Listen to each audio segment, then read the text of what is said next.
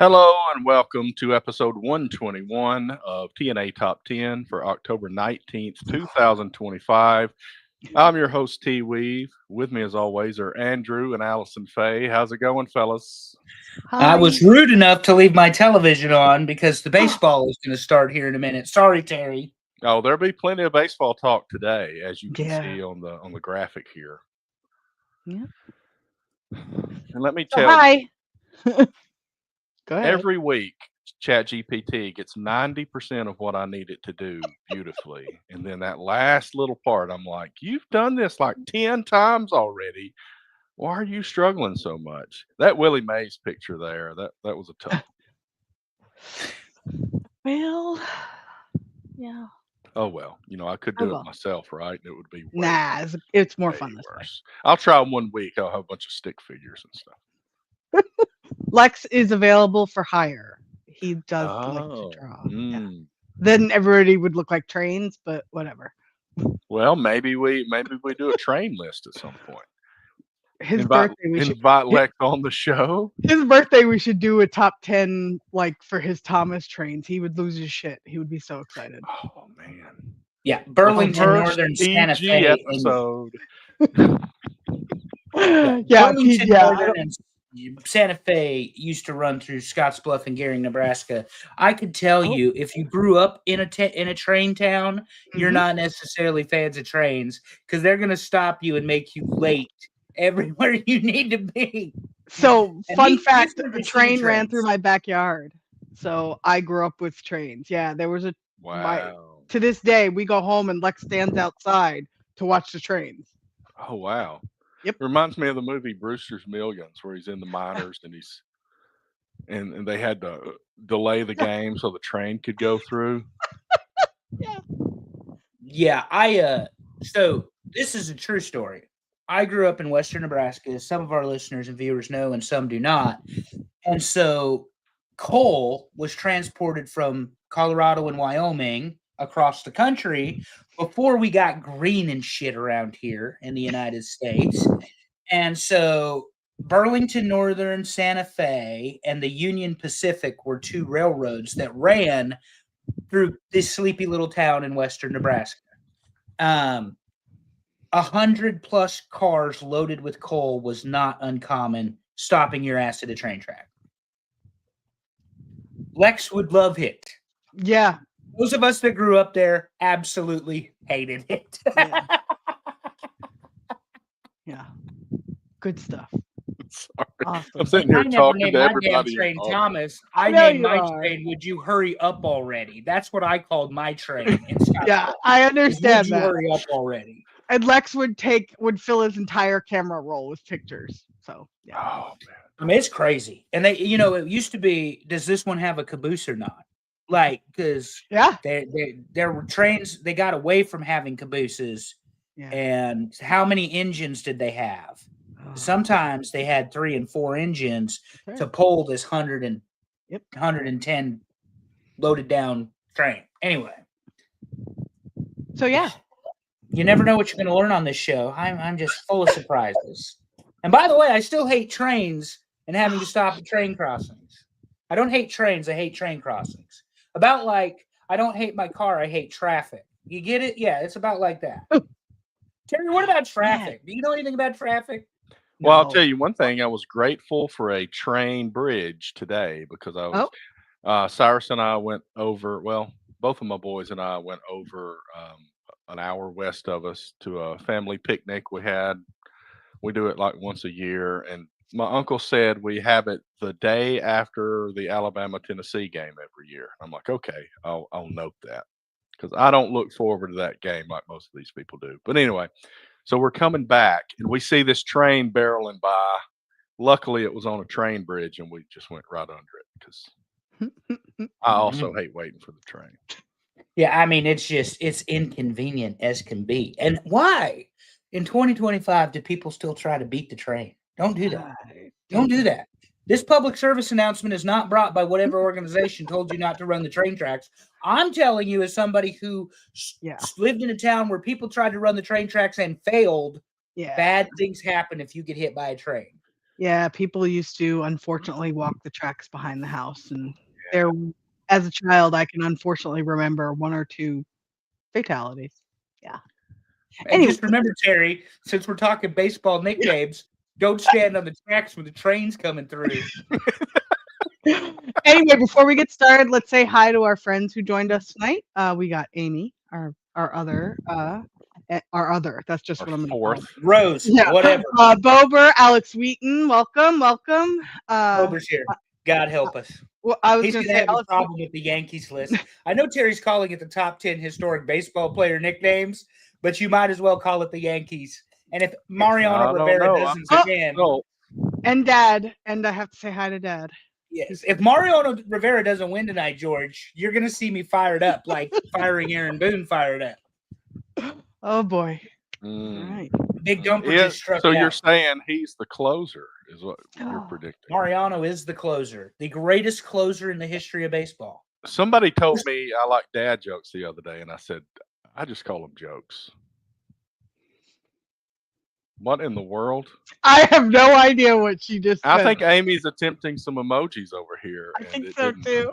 And it did not translate properly. I don't know who that is. Oh, Mariano Rivera is the greatest closer in the history of baseball. First time ballot Hall of Famer. More on that later, Amy. Yes. All right, so let's talk about when he walked out, his music was Enter Sandman. But again, more on that later. Terry, where are we this at week today? I didn't do the stupid part and put the times on here. Here's the big topic. Here are the chapters of the show with no times listed this time. We're going to talk about the Major League Baseball playoffs. We're going to talk about college football. We're going to talk about AEW WrestleDream, and we're going to talk the top 10 historic baseball player nicknames. But before we get into the Major League Baseball playoffs, I have something special. You can see it behind me, but I'm going to read it for you. This is the intro to the baseball documentary by Ken Burns, but it is an excerpt from Walt Whitman from July 23rd, 1846, from the Brooklyn Eagle. In our sundown perambulations of late, through the outer parts of Brooklyn, we have observed several parties of youngsters playing base, a certain game of ball. Let us go forth a while and get better air in our lungs. Let us leave our close rooms. The game of ball is glorious. Walt Whitman, Brooklyn Eagle, July 23rd, 1846. Yeah. Uncle Walt does it again. He also said a bunch of stuff about Americans being fat and lazy, but I left that part out of here. Well, he wasn't wrong. Even in 1846, we were already hearing that. Let's talk postseason baseball 2025. Here is the current situation. The Mariners are currently playing the Blue Jays. Does anybody have a score update? It's 0-0, and LaSavage struck out the side, or up 3 down. LaSavage, the rookie for the Blue Jays. Okay, so if the Mariners win tonight, they meet the Dodgers in the World Series starting October 24th. If the Blue Jays win tonight, we will have Game 7 tomorrow night. Is that the case? I believe that is correct, sir. Yeah. Okay. Yeah. So basically, everybody except for Dodgers fans is rooting for the Mariners. Oh, yeah, definitely. And this is no surprise. Mike Bober, just out of spite, I didn't vote for a single Yankee. That's no surprise. And he wonders why he's the worst. The absolute worst, because there are a couple really good nicknames for Yankees. I get what he's saying, that just because they're a Yankee doesn't mean they have a good nickname. I get that. But in this case, he is wrong, because there are several that fit, and we'll get into it when we hit the main event of the show. Now, Terry, so I'm going to tell you, the Brewers were the best offensive team in baseball until they run into Showtime and the boys, and then it was over. Yeah, I am a little shocked that it was a sweep, honestly. For them to sweep the Brewers, they are on fire right now. Well, and you talk about on fire and finally showing up. Shohei Ohtani pitches 6 innings the other night, hits 3 home runs, bombs it out of the stadium. The 8th player ever to hit it out of the stadium, or the 9th player to hit, and maybe the 9th player to hit 2 in the same game. If there's a time for the best player on your team to show up, right before the World Series is a pretty good time. So if he can continue to do that, because last year he batted 150 in the World Series, but people forget that because the Dodgers won the World Series. Well, if you keep going to the World Series every year, you're bound to have a decent one. Well, and I sent you guys this, and I don't know that you read it, Terry, because you're behind. Probably. You're behind. Mr. October is a fantastic name. Don't start with me, Bober. You're baiting me. You're baiting me. Don't start. That's just. Yeah, he's ridiculous. So they had a news article come out of the LA market this week. The $700 million deferred contract of Shohei Ohtani is paid in full 1 year. Yep. Meaning they earned enough money to be able to pay Shohei Ohtani's deferred contract of $700 million. Jeez. A lot of money. And you don't think baseball is big business, and I'm not trying to be a smart ass. There is a reason Fox News hates the prospects of a Blue Jays Dodgers World Series. Because there is no sexiness to the Blue Jays. They are a gritty, tough out, gonna play every out type of baseball team. But they don't have Cal Raleigh, who now people are trying to say has more home runs in the American League than anybody in his. No, Judge still has the record. You don't get to count the postseason. Get away from me. So, although Raleigh has 64 total for the year. Although to do it as a damn catcher, I mean, that part to me is the biggest part of him doing what he's doing. I told you, Terry, I'm all for giving Cal Raleigh the MVP, and here's why. I don't want to hear another fucking word when Judge gets 5 in a row. So go ahead and take it. Go ahead. Go ahead. All right. Well, we got other stuff to talk about before we dive too much into baseball. Hold on. Don't skip me. Your man Freddie Freeman showed up in the Dodgers too. Well, he's not my man. I know you love Freddie from the days of Atlanta, but he's over 350 batting. I know you wanted to know that, especially since Atlanta sent his ass to the Los Angeles Dodgers. Yeah, you know. Well, there was a lot of monkey business going on when that happened. So yeah. Freddie. So we win a World Series, and we're going to send the guy responsible for said World Series to a team that needs no help. Well, I mean, he was a free agent, but he fired his agent because his agent did not tell him that the Braves had offered him more money. Oh. Yeah. Well, yeah. But then he signed with the Dodgers, and it's done. So now the Braves are going to have a new manager, and we'll go from there. Mark DeRosa is who it's looking like at the moment. Who is it? Mark DeRosa. Mark DeRosa. Texas hired their manager, just while we're on the baseball talk. Young guy out of the front office, came out of the Marlins, 21 to 23, I think it was. Oh, if he came from the Marlins, I hate him. Can't remember his name, but he's 45 years old, and he will be the manager of the Texas Rangers. Mm-hmm. So Dave sent me Dave Miller, Super Dave, sent me a audio podcast to listen to because he knows how much I like baseball. So the guy did an interview, and I just haven't gotten the chance to listen to it yet. Okay. But I might do that at work tomorrow if I'm bored. We'll see. You're never bored at work. Come on. Also, there are still 4 other free agent manager positions because managers are free agents. You said free agents. So this just Here we go. Here comes the tangent. So now you've got other managers, and the Padres manager retired with 2 years left. So, all right. Well, he keeps getting to that first game or first series in the playoffs and can't get past it. So, yeah. But that happens if you have this gorilla named the LA Dodgers in your division. It does, unfortunately. And the pitcher for Philly's getting death threats because he. What? Oh, he overthrew the ball, gave the Dodgers the series win in the 11th inning. Philly's pitcher. Yeah. This should not surprise you. The Philly pitcher who blew the game for them is getting death threats to the point where the Philadelphia Phillies have to give him extra security for he and his significant other, family, whatever, because Philly fans are that stupid. All right. You tell me this now, and I went to Philly by myself for a weekend when I went for WrestleMania. Now I'm glad I didn't know this. When Undertaker showed up, and hit the choke slam, that sort of thing. Gotcha. They love that. Let's put the baseball to the side for a little while. And let's talk about college football week 8. Here's a few scores. Texas A&M and Arkansas 3-point game.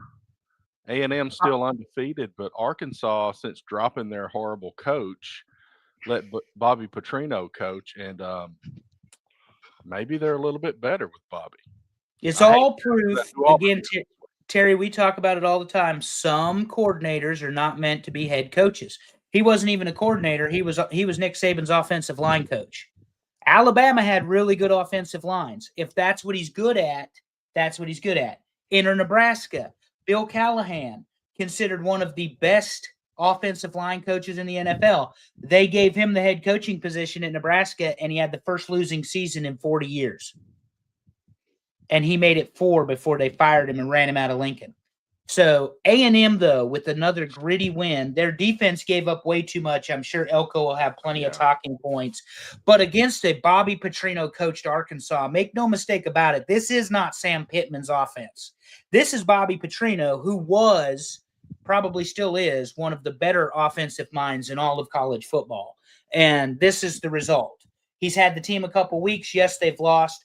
Nobody expected them to win, even in Fayetteville, Arkansas, against A&M, particularly as good as this A&M team has played.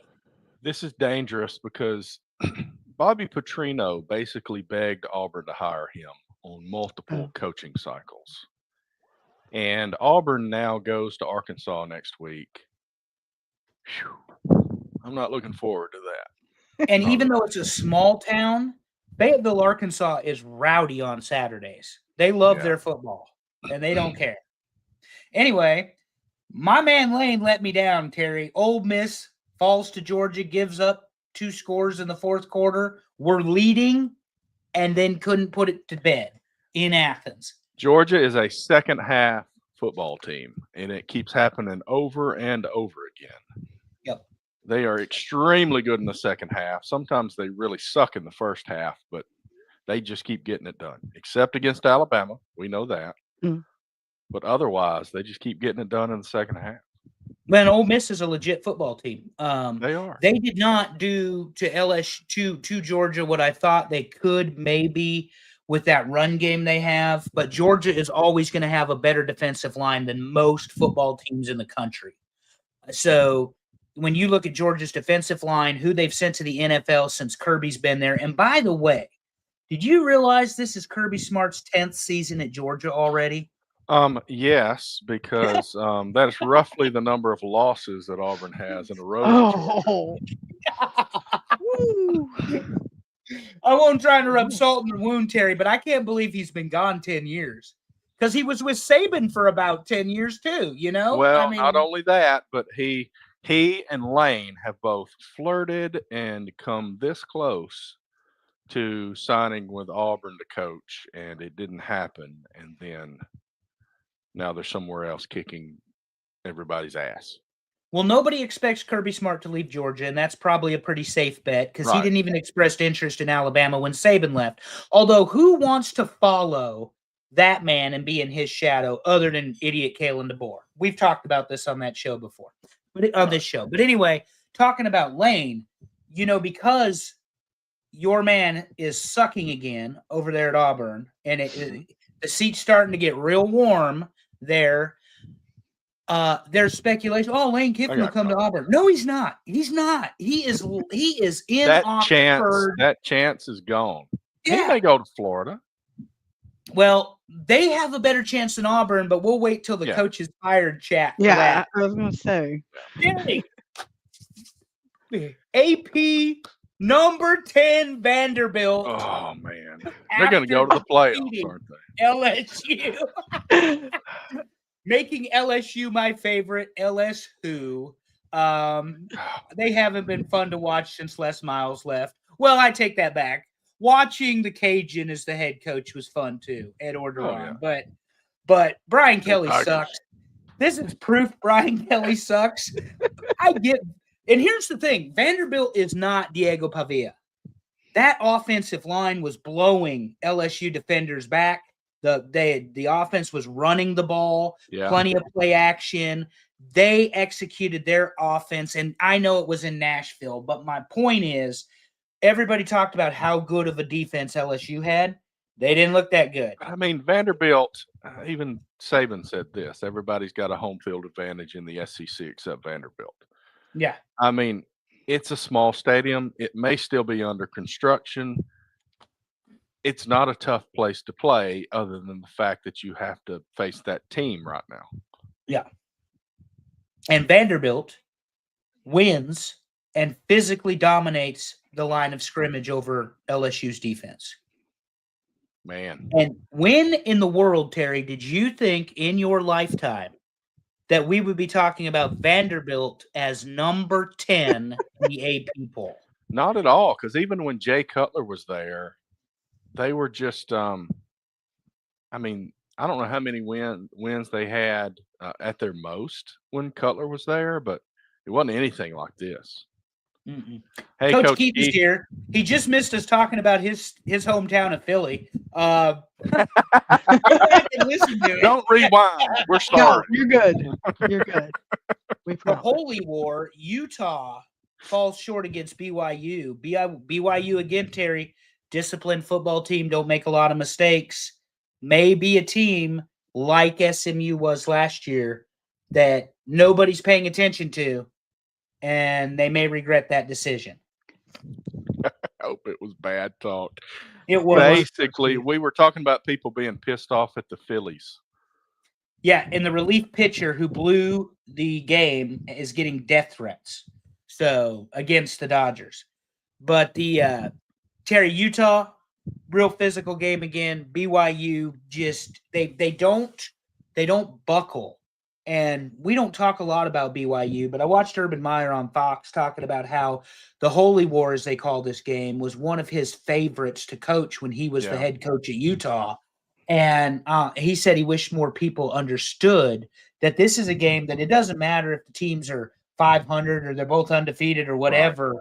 It's going to be a game like this. And it was back and forth and back and forth. It was a good football game. It was a good football game. Yeah, there's a handful of teams that we haven't talked about a lot yet, but they keep winning. And BYU's one of them. You know, Georgia Tech's one of them. We need to start talking about some of these teams more because they're climbing up in the polls. And one of the reasons that we don't talk about BYU is, let's face it, this is destination football. You got to have money. You can build a team with anybody. Look at Texas Tech, and we're going to get to them, I'm sure. But the problem is, does BYU have the resources of a Texas A&M and Ole Miss, a Georgia, and Nebraska, and Auburn? So you overlook them, and the next thing you know, they're 6-0. Right. And they're doing it pretty handedly, but they're doing it quietly. So those are the teams, to me, that are always the most dangerous when you're looking at it.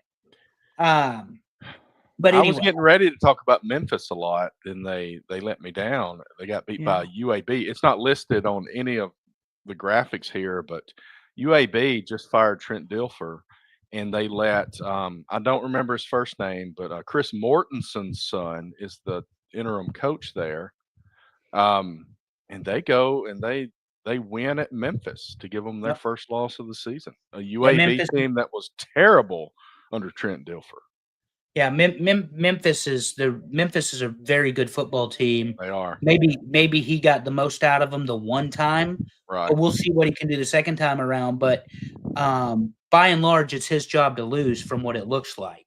Like these people, there are people that are really behind him, including the talking heads. You know, Texas goes to Kentucky and lays the egg that we are accustomed to seeing Georgia do. Georgia did not do that this year. It was Texas. It was Arch Manning. Mark Stoops decides he's going to play a top team very tough, and it's Texas this year, but they still can't win in Kentucky. That's true. Kentucky, another game up on. We keep talking about teams that Auburn's going to play that keep playing other teams tough, and I hate it. One of these teams needs to suck, and I think Auburn may be that team. Anyway, speaking of suck, Florida State got beat by Stanford this weekend. Florida State is, if you look up the words dumpster fire, Florida State is a dumpster fire, and it started when they went 13-0 and got snubbed in the national championship tournament, where there were only 4 teams that went in that year. Allison and I were in Atlanta. We watched Nick Saban lead. Terry was there too. Lead the Tide right over top of Georgia. I'm not watching Alabama and Georgia in this game. Hell no, Terry could have been, but he chose not to be. We had awesome seats and a better time. But here's the thing. Florida State thought they were entitled to that spot, and maybe they were, but they didn't do anything last year, and they certainly haven't done anything this year to prove that they are a playoff-worthy team of any kind. Stanford knocks their quarterback out with an illegal hit, targeting, thrown out of the game. Castellanos, they have 2 more drives to score. They got 5 chances inside the last 60 seconds of this game yesterday. 5 chances to close this out. When you think Stanford, you don't think good football team since Jim Harbaugh, David Shaw. They have not been good. Andrew Luck might be the general manager of that team, but they have not been a good football team. Florida State apparently is in conversations, according to On3, to decide what they're going to do with Norville and the company. They're talking $100 million. $100 million. Bad call by the ref on the last play against FSU. Coach Keith, respectfully, I disagree. I do not think he broke the plane. And when they called it, he didn't break the plane on the field. There certainly wasn't enough evidence to overturn that call. So I would disagree with you. I don't believe he had the touchdown, but that's why we have so much fun, because we can have those disagreements and still be friends. I didn't see it because I was just watching the Auburn game, and then I was dealing with my feelings after the Auburn game. So, yeah. Well, Florida State, and here's the thing, and Coach Keith could appreciate this because of what his name is. We call him Coach Keith for a reason. He's a coach. Florida State should never have been in the position that they had 5 opportunities at the very last second to win this football game. They should have been up by 3 or 4 touchdowns when the clock read 0-0-0. And instead, they got beat by a much lesser team than they are. So, well, we've talked about both of their coordinators and some shortcomings. And it looks like they're feeling that. And, I think Florida State learned last year that their head coach isn't necessarily getting the best out of his team every season. So you combine those 3 guys together, and apparently they pulled it together against Alabama to start the year, but after that, wake-up call. Well, they treated Alabama like it was the only game on the schedule, and the only thing they did is the same thing that Japan did when they attacked Pearl Harbor, and that was woke up a sleeping giant, because roll Tide, Terry. I mean, I know you hate hearing it, but they have beat 5 top 25 teams, including Georgia, including Tennessee, and including Vanderbilt. So I got to get you out of this good mood. So why don't we talk about Nebraska, Minnesota for a minute? Let's not. So I had said 3 weeks ago, the offensive line is a problem. I said 2 weeks ago, the offensive line is a problem. I said last week, the offensive line is a problem. 9 sacks. 9. 9 sacks. That's too many. So you get a 6-yard play from Emmett Johnson, and then you get a 17-yard sack on second down. You get 2 good downs, first and second, and then you get a 15-yard penalty, or somebody jumps off sides, or whatever it is. This is the exact same thing that happened last year. Nebraska goes on the road 5-1 to Bloomington, Indiana, and Cigarette Kurt put them to sleep. They never got off the bus. At 56-7, Indiana whooped Nebraska's ass. Friday night under the lights, Minnesota whooped Nebraska's ass. They didn't do it with as much success, and here's why. Nebraska's a better football team than Minnesota. On paper, athletically, paying talent, Nebraska's a better football team than Minnesota, but they're not a better team than Minnesota. And that's the difference. And when you have an offensive line, counting all 7 guys that have played on the offensive line this year, Terry, they have 172 starts combined. That is a lot of football for them to be giving up 9 sacks. Right. You also have an offensive coordinator who saw last week that he needed to get Raiola out of the pocket and get the ball out of his hand. Guess what we didn't do this week? Get him out of the pocket and get the ball in his hand. Like your quarterback, you can appreciate this. He holds the damn ball. He doesn't move. He doesn't run. Right. The better option in a case like this is TJ Lateef, the freshman. However, Nebraska is Dylan Raiola's football team for now. Now, his uncle, who's the offensive line coach, is getting the heat because Nebraska has given up 25 sacks this year, and we're through 7 games. Ask me, because I know the number, how many sacks they gave up in 1994 when they won the national championship. How many sacks? 8 in 13 So less than games. they gave up in this one game. Yeah. 8 in 13 games. Ask me how many sacks they gave up in 1995. How many? 0. 0. Arguably the best football team in college history. 0 sacks, 0 holding penalties. So forget the holding penalties because Terry always laughs at that, especially when you talk about offensive line. Alabama had one of those 0 holding penalty years too, but 8 sacks, Terry, in 27 games. Still less than this. It's one game. Oh, I know. We're still debating Oklahoma fans. So they went back and took one of the sacks away, Auburn and Oklahoma. So it was 9 instead of 10. And I keep correcting people. It was 9, buddy. It was 9, not 10. Yeah. So 9 sacks on defense. Absolutely terrible. They have Northwestern this week. They opened as a 9.5 favorite against Minnesota and lost by 18. This is the year in college football. Do not believe what you see. I don't believe Northwestern is a 7.5 point underdog against these Nebraska Cornhuskers. So we'll see what happens Saturday. Well, let me ask this. Did the offensive line also pair this with a lot of false starts and holds? Very, very few. Now, This was the most penalties they'd ever had. Andrew, you got a question from Coach Keith. You actually know Matt Rule. I think he's horrible. I would love to see him go. He knows where all the cameras are all the time, but he is not what they're looking for at college. At Penn State. He's been there 3 years. That's about his full tenure. That's about his full team. Yeah. So here's my thing, Coach Keith, and I'm joking with you. I don't necessarily think that Matt Rule is a terrible coach. I think he's a great organizer. I don't think he's a playing coach. I don't think he makes the right calls. I don't think he makes the right calls and get people in the right positions. I think at some point he should have seen when you're rolling back or stepping back 38 times in drop back situation and you're getting teed off 9 sacks on defense, you made your name as a defensive coordinator because before you became the Penn State the Temple head coach, excuse me. I think he should have seen all that. The whole talk about Penn State this week probably is one of the reasons they lost 24-6, if we're honest.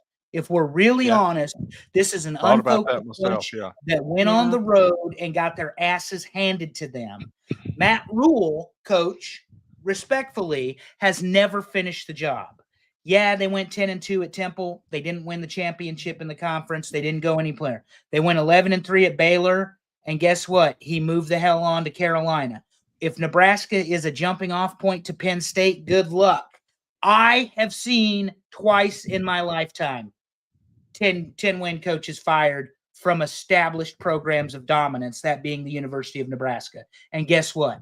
This is where we are today because you fired guys that got the job done but didn't win national championships. That's right. So as far as I'm concerned, no, I don't think he goes to Penn State, but I don't think Penn State gets the guy they're looking for. Nicholas Lou Saban is retired. Urban Meyer is not going back to coaching. They aren't going to find a guy that can step into the Penn State system and in a year put them in the national championship game. That is not happening. So to wrap it up, Minnesota 24-6 over Nebraska. And speaking of firing a guy that was getting the job done a lot more than the guys you hired, Auburn with another loss, this time to Missouri. And honestly, 23-17 Missouri, double overtime. I think this might be the first time I've seen two kickers miss field goals in the first overtime and send it to a second. But this is really this tells you a lot. But this game felt better than the other losses. It felt like they were playing better. They scored a lot of points in the second half.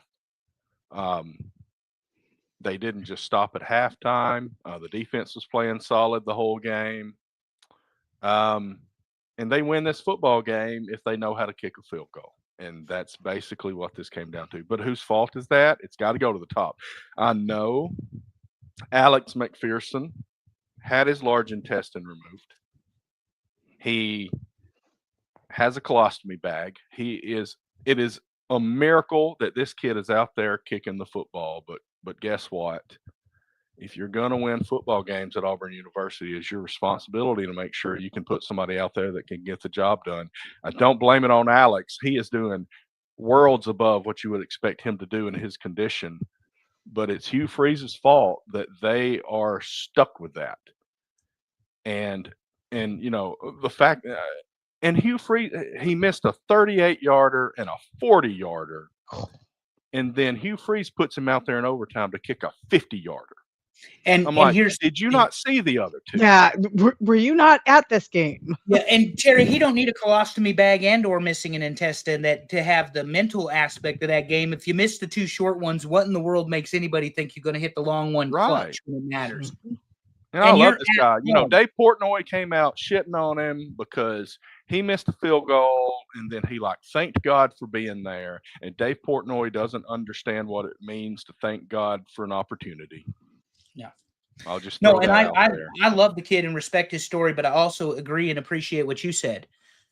Hugh Freeze has one job as the University of Auburn football coach, and it's to win football games. That's right. And if your kicker is physically unable, redshirt him, keep him on the team, give him a medical scholarship, whatever it is.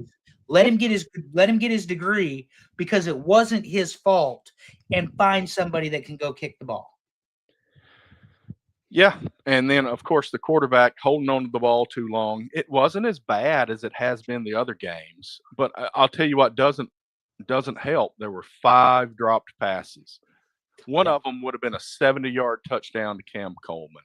You know, we really praise Cam Coleman and what he can do. He's a freak athlete, but I'll get to that in a minute. Leave that up there so I can get to it. Yep. But you know what?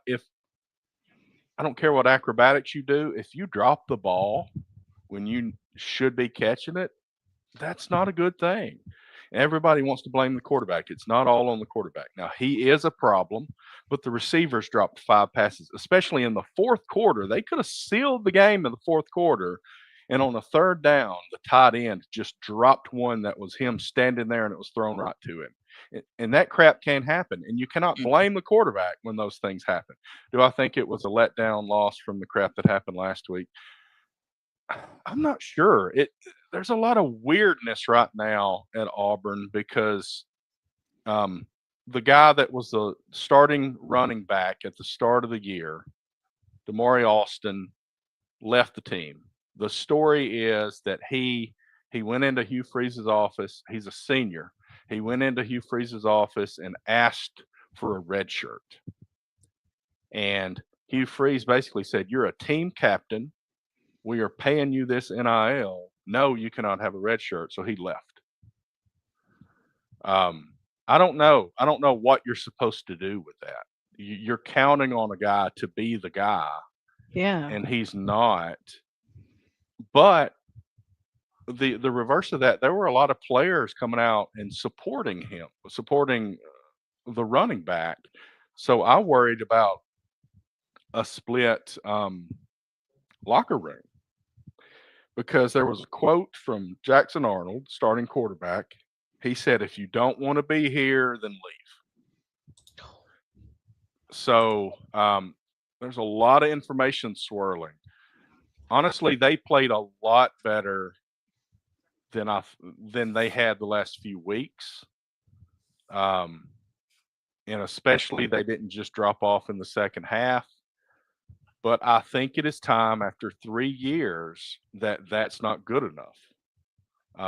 I don't think it was as much a letdown. I think they played similarly to how they've been playing. They might have played even better in some aspects.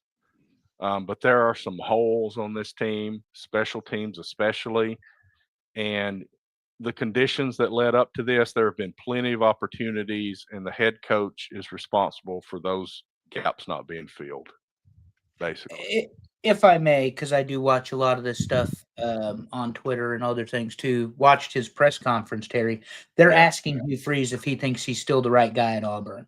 When the media starts asking that question, like I said, the seat's getting warm at Auburn for Hugh Freeze. Well, here's something I didn't like, and I'll sorry to butt in, but it's about the press conference. So up until this week, Jackson Arnold has been sitting right next to Hugh Freeze at the press conference. This week, he was not. Oh. And Hugh Freeze said these words. He said, "I thought about the quarterback change this week, but I decided to go with Jackson." My question is, why in the hell would you put that in the public if you chose this guy to be your starter? Because all you're doing is bringing him down. Yeah. And you're paying him, and you sought him. And we talked about this off season, and I don't want to beleaguer the point because I know we got a lot to get to. Yeah. But nobody ever talked about, you and I, how good Auburn's defensive class was going to be. Yeah. We talked about Jackson Arnold. We talked about Cam Coleman. We talked about Hugh Freeze getting guys that were going to fix his system, you know. But what kept Auburn in this football game is once again the defensive play, particularly from the front seven.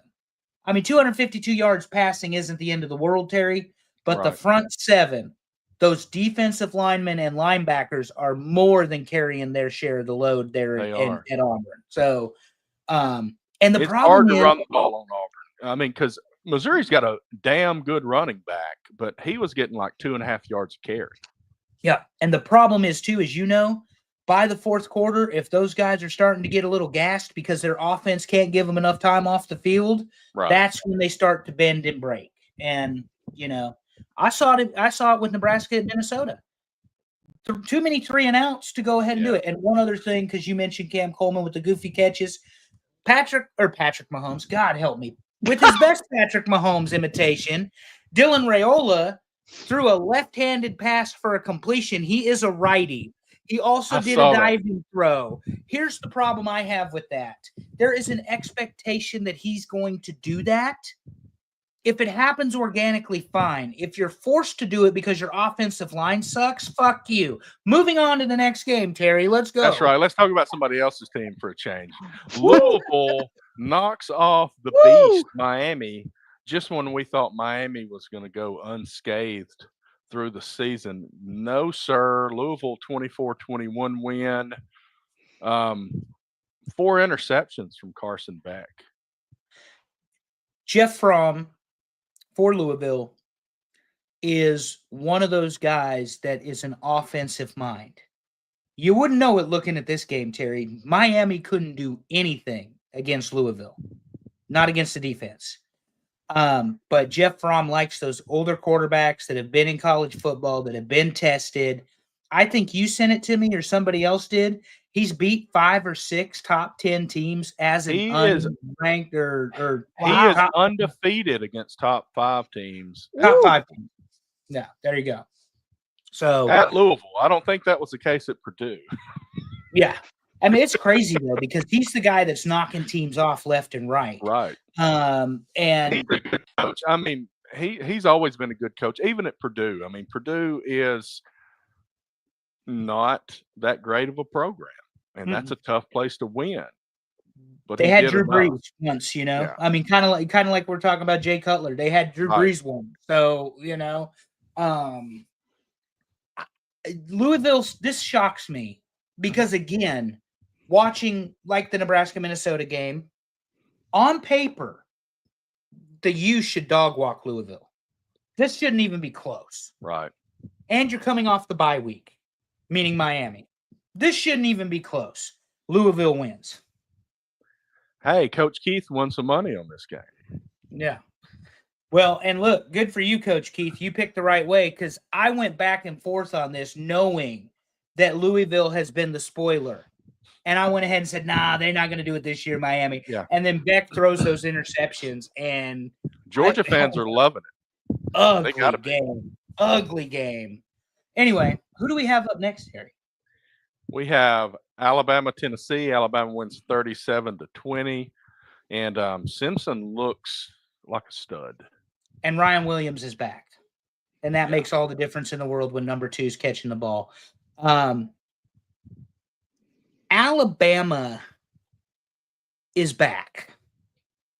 I hate to say it for everybody who thought, myself included, that Kalen DeBoer isn't it. They lost to Florida State, and they have reeled off nothing but wins and significant wins. They hold 2 wins over SEC opponents in the top 10. Yeah. In Vanderbilt and Georgia. It may be Roll Tide. And because they didn't lose a conference game, Terry. Right. So that loss to Florida State may matter somewhere down the line, but Alabama on their current trajectory is a playoff team, and they may be the SEC champion again, the way Nick Saban intended it to be, for 25 years to come. They just look so much better defensively. Tennessee didn't have a lot of answers. I watched this game. Yeah. I watched between this and Auburn. They stuffed Tennessee regularly. Josh Heupel is an offensive-minded football coach. He knows how to get the best out of his players. They went into a hostile environment. We talked about this last week. You don't win at Bryant-Denning Stadium if you're not Alabama. I mean, that is the house that Saban built as far as anymore. Concerned. Now, there was a time, Terry, between the Bear and Nicholas Lou Saban where you could beat Alabama at home. But those days are gone by and large. I mean, and since Nick Saban came to Alabama, Auburn has beat them in Tuscaloosa one time. Up until then, Alabama had never beaten Auburn in that stadium. And that sounds pretty impressive, but I have to remind you that they played each other in Birmingham for decades. So, then it went to the campuses, and Auburn beat Alabama several times before Nick Saban got there, and he finally did it and went on a big streak. And then Cam Newton showed up and won the Cam back, but other than that, it's been all Alabama. Yeah, and this rivalry for the last several years, Tennessee got them last year, but they got a couple of wins recently, But this has been all Alabama. I think wasn't Saban at home. Wasn't Saban like 15-1 or 15-2 against Tennessee? Something silly. Probably one. I think there was one win against Saban. Yeah. And when Lane was the head coach, it took Terrence Cody blocking 2 field goals. I remember that one. That was a great, great, great game because it was like 10-12 or something. Just one of them stupid games that came down to field goals. But anyway, Alabama's back. I mean, like I said, they knocked off Georgia. They've knocked off Vandy. They've knocked off Tennessee. These are good football teams that Alabama is. And Alabama didn't beat Georgia big, but they did beat Tennessee by 17, and they beat Vanderbilt by 16. Think they beat them 30-14. Think that's right? Yeah. Anyway, 2 scores both ways, 3 scores on this one. So watch out, the Tide are coming, and they're only getting better as the weeks get on, and that's the bad part for anybody that's going to face them. All right, here we go. Texas Tech And Arizona State wins 26-22, puts an end to the undefeated season for Texas Tech. Texas Tech did have a backup quarterback. Arizona State, I believe, got their quarterback back, and he went off 319 yards and a touchdown. Their kicker nailed 4 field goals in their 26-22 victory, and Texas Tech was held to 276 total yards of offense. To quote the great Nick Saban, it doesn't matter we can pay players if you're not paying the right ones. So, yes, sir. I called Arizona State to win the Big 12. They still are in it. Texas Tech, I told you I want to see what $60 million buys you. They got a good football team at Texas Tech. Yeah. They got a good football team in Lubbock. But it's hard to win on the road. If you're the better football team, Terry, as you've seen this pattern, it's hard to win on the road. There was a lot of teams that I think they said 8 top 25 teams lost this weekend. So that, I mean, 4 undefeated teams lost. Yeah. So there you go. Graphic on that. But Arizona State here, and Coach Rosie, who's joining us for some reason, welcome, said he's worried that Kenny Dillingham they're going to lose him. You're absolutely going to lose him. The Big 12 is not anywhere that anybody wants to be who wants to be a big-time football coach.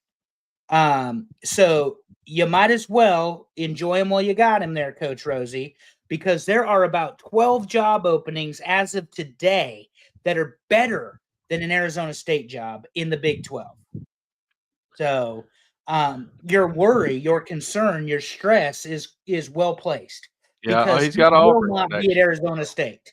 Yeah, and he is an Auburn guy, isn't he, Terry? Yeah, he was there. So he was there with Bo Nix. He left for Oregon, and Bo Nix followed him to Oregon. So, yeah, that's the connection to Auburn there. Well, I can tell you this: he's a good coach. He's a young coach. He's younger than 40. He's sub 40. I want to say he's 36 or 37. They've got a real good shot to make the playoffs still. And so does Texas Tech. The Big 12 is a lot more wide open than we thought it would be. And the man, by the way, former team, well, you didn't put it on here. I know you didn't. The Cincinnati Bearcats ran all over. Oh, you know who went to Cincinnati? Yeah. Wait, I have something to add. Do you know who went to Cincinnati? Please tell me who went to Cincinnati. We know where you're going with this. Look, I have one thing of college football knowledge, and I'm gonna keep it forever. Jason Kelsey. Okay, next. Go ahead. Yes, right. Amy, you are correct. Thank you so much. Oh, God. Let me move on. USC Notre Dame rivalry game. Notre Dame puts it on USC, 10-point victory. Jeremiah Love with 228 yards rushing. But that wasn't all. Price had 87 yards rushing and a kickoff return touchdown. They ran all over USC's defense. Notre Dame wins because they play defense and they run the ball. USC loses because they're that better version of a video game football team than Colorado, and they still don't play defense. You cannot, in the 10 years he's been the head coach, and that's scary too, Terry, that Lincoln Riley has been a head football coach for over a decade.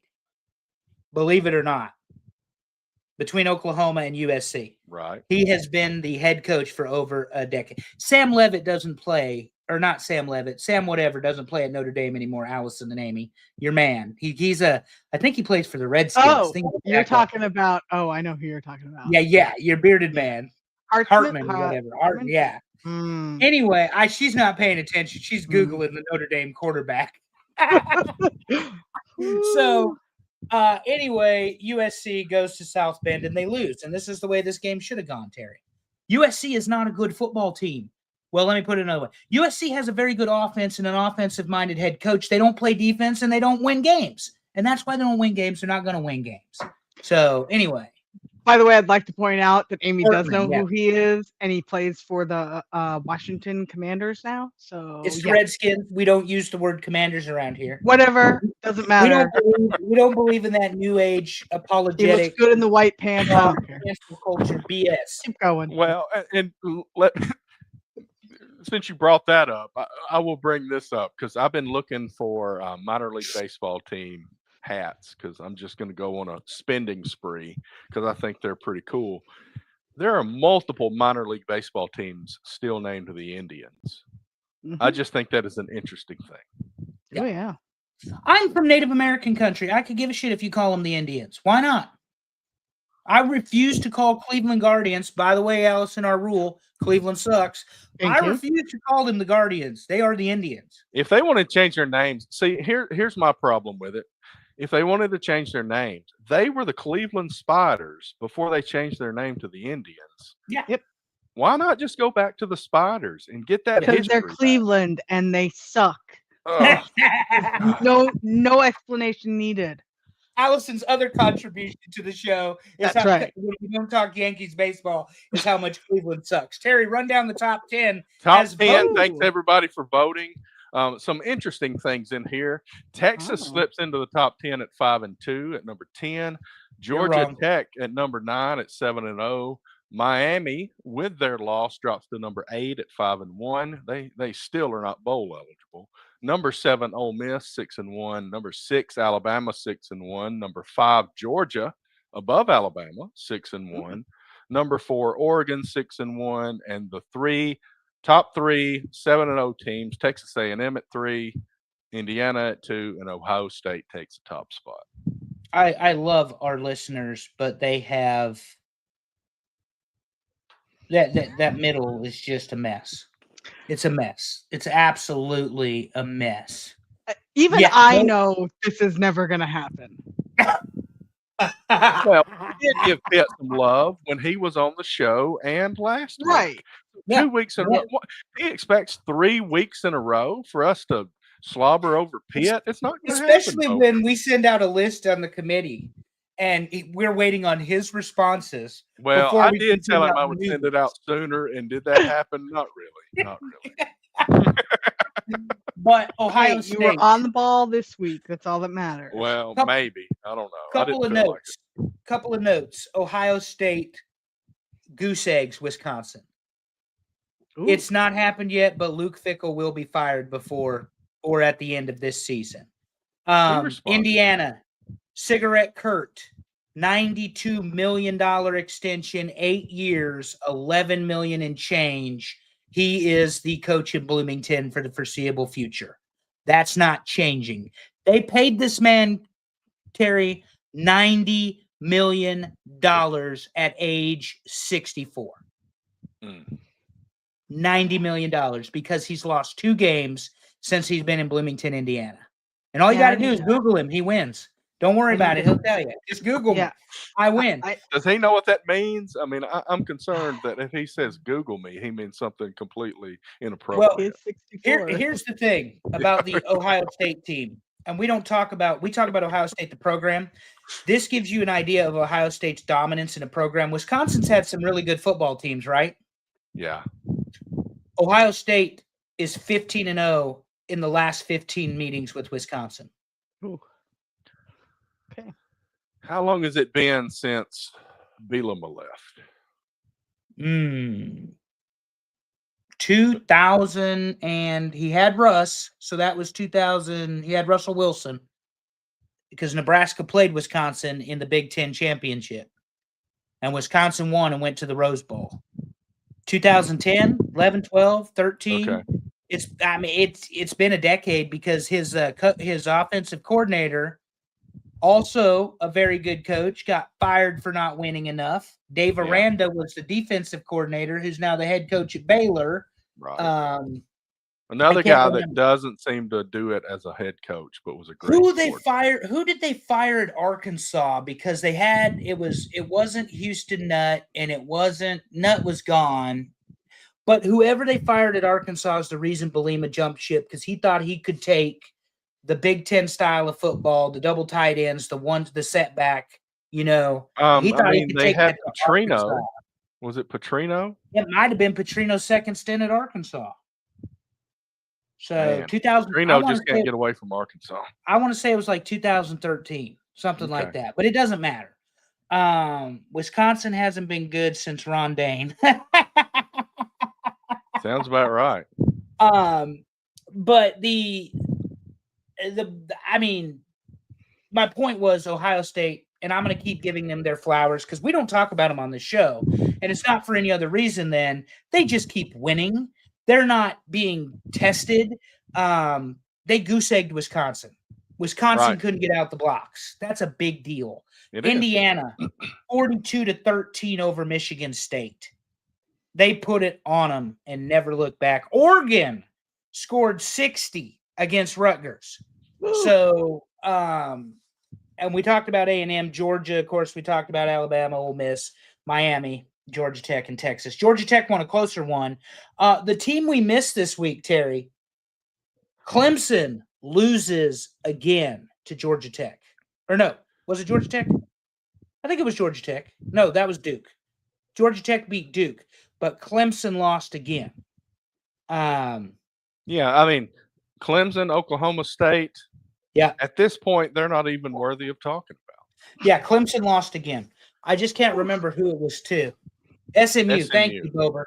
Yeah, I should have remembered that. But Bober, he's showing out trying to get this Auburn job. He's good for something. Yeah, they beat him by double digits. Double digits, Terry. Beat Clemson again. Dabo might be on that hot. So you're talking Luke Fickell at Wisconsin, Dabo Sweeney at Clemson, Mike Norvell at Florida State. Who is Islam Khan? I think it's somebody else putting in emojis that we can't see. I hope so. Yep. I don't speak in codes, and has been well established on this show. I don't believe in 666 because of the Lord and Savior Jesus Christ. So thank you so much, Islam Khan, for your contributions to our show tonight. Terry, what's next on the agenda? We're going to talk about undefeated teams. And who's got an undefeated team? 5. I said 4 earlier. UNLV gets beat. Memphis gets beat. Ole Miss gets beat. Miami gets beat. Texas Tech gets beat. So we are left with 6. Wow. Ohio State, Indiana, Georgia Tech, BYU, Texas A&M, and Navy is hanging in there. I did a double take. I had to go make sure Navy was still undefeated, and they are. And here's the thing. Ohio State, Indiana are probably on a collision course for the Big Ten championship. Right. Because they're not going to play each other till then. Georgia Tech in the driver's seat in the ACC. BYU, driver's seat, Big 12. A&M, not in the driver's seat. They are not safe, and they are going to have a target on their back for the next 5 games, Terry. I would say of the losses, and there's a lot of them that Auburn's had against very good teams, all of Auburn's losses are against top 13 teams in the AP poll. Just throw that out there. You know, if we want to make excuses for something. Auburn looked the worst, in my opinion, against A&M. I know people want to say Oklahoma because all the sacks, but I felt like Auburn was close to winning that football game. I don't think they were against A&M. I mean, even against Georgia, I felt they looked better at certain points. Yeah, and A&M's number 3 in the country, not just our poll, but the AP poll as well. So there's a lot of people that think Texas A&M's a good football team. They are. A lot of people. All right, and this is not an updated. This is updated, but not enough. They fired their coach, and we've only got 8 listed. Apparently, Colorado State should be on here too, according to Andrew. Yeah, right? Colorado State has fired their coach. Like we talked about, Mike Norvell's on the hot seat. Luke Fickell's on the hot seat. Wow. These are not places you want to be. And Terry, we live in an era. I talk so fondly of Nebraska on this show all the time. Good, bad, or ugly, they're still my guys. But Osborne had 25 seasons. You know, you ain't going to get 25 seasons anymore if you're not winning football. If you're not doing what Kirby Smart's doing, Nick Saban's Ryan Day is doing. James Franklin won 10 games. And again, like we talked last week, he brought rehab. He brought stability to a program that probably shouldn't even exist, if we're honest. With all of the nonsense they had going on, maybe Penn State shouldn't have ever been allowed to play football again. However, that being said, he also brought disappointment and unrealistic expectations from the fan base, pushed him out the door. And then they lost to Iowa this weekend by a point. Up until today, when Florida announced they were firing their coach, in my head, Penn State was the best job that was available, and their fired coach was the best coach on the market. But now that Florida's fired their coach, I've got to flip that because I think Florida's probably a little better just because you've got that Florida recruiting base. Well, the one thing about Penn State is they've always recruited well. They recruit well out of the tri-state area. Yeah. Western Pennsylvania has produced some very good football players, so you can't. But you're right. Florida, we talked about this last week. Allison, we're catching you up on stuff you missed. Thank you. The Gators should have had for a long time the inside track inside of Florida recruiting because the Seminoles were a down team. Miami was very much a down team. They hadn't won a national championship since 2001, and they fired a sequence of coaches over the years as well. But the Gators had always been that destination for Florida football teams and football players, rather, and you're not seeing that. And yesterday, Billy Napier was asked, what do you think if this is your last game? And they won the game, by the way. They won this football game, and he was fired today. Mm-hmm. And he said, my concern is with the players, because that's always what a coach is going to say. Even if they don't believe it, that's what they're going to say. They fired him today. The Board of Trustees. Now, this is the same team, and this is why I didn't understand this Billy Napier thing. They fired Dan Mullen. They fired Jim McElwain. They fired Will Muschamp. Florida has fired better coaches for less than they have allowed Billy Napier to do. And they're going to be another team with a $50 million or whatever buyout. If Florida State pulls the trigger on Mike Norvell, they could be looking at a total of $100 million. Oof. Between his contract and the contracts of all of his assistants. I saw that, yeah. $100 million. I need a new dating pool. What the hell? Also, what is the Dragon team? Because I don't. That's UAB, University of Alabama, Birmingham. They are the Blazers. Yep. Fun fact: I went to space camp with a guy who played for UAB. There's also like a country singer or something that played quarterback at UAB. We've talked about this before, yeah. I can't remember his name though, because I'm not up on the not real country singers of late. So update on the baseball real quick. Addison Barger just hit a 2-run homer. It is 4-0 Blue Jays. And they had to go to the call to see if it was a homer too. And that is absolutely correct, Coach Keith. Nebraska happened to flip 2 recruits in the 2027 class thanks to the termination of James Franklin. So we appreciate the fact that your idiot fan base, because I assume you're a Penn State fan, your idiot fan base decided the appropriate thing to do was fire a 10-win coach who can't beat Ohio State or Michigan. So Auburn will take him in a heartbeat. If Rule wants to go, we'll do a talent swap. Bring us James Franklin. You can have Matt Rule. I think it's a fair trade. Let's talk week 9. Here's some games. Lay down, man. Hell, I've got to mention UCLA games now because they keep winning all of a sudden.